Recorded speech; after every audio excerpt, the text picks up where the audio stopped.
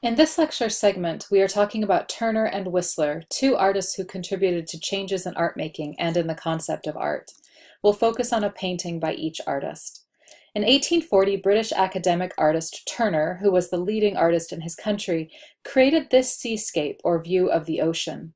He meshed the seascape with a depiction of an event from 1783, when a captain of a ship carrying slaves threw 6 slaves overboard, as the owners of the ship would receive insurance money if the cargo, human beings, were lost at sea, but not if they died of illness that was brought on by not being given enough water.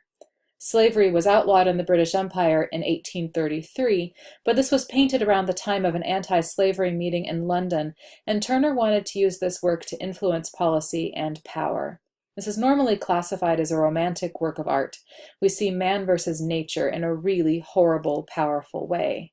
As humans drown in the turbulent water, consumed by sea creatures, the viewer feels the dynamic movement of the ocean and gets a horrific view of human suffering.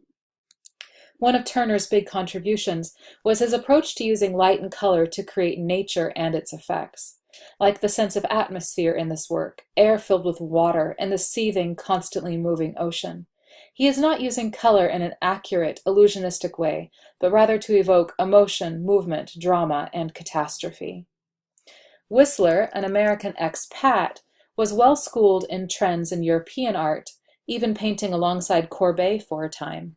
After moving permanently to London, Whistler pioneered a form of painting that continued Courbet and Manet's interests in making paint look like paint.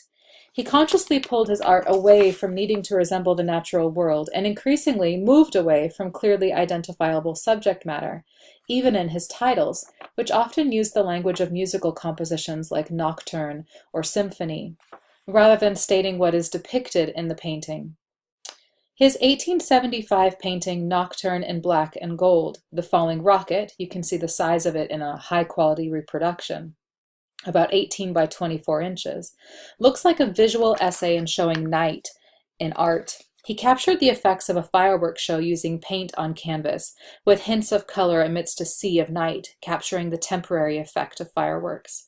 This work was appalling to a critic named John Ruskin, who said that Whistler had, quote, flung a pot of paint in the public's face, end quote.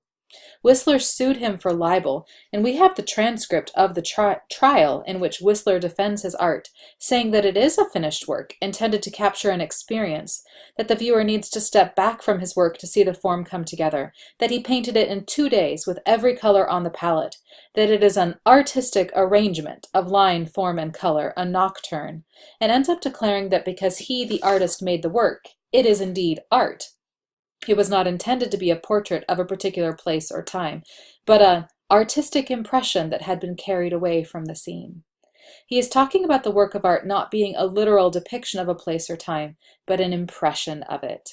In 1870, Paris had another revolutionary government and was a dangerous place to be.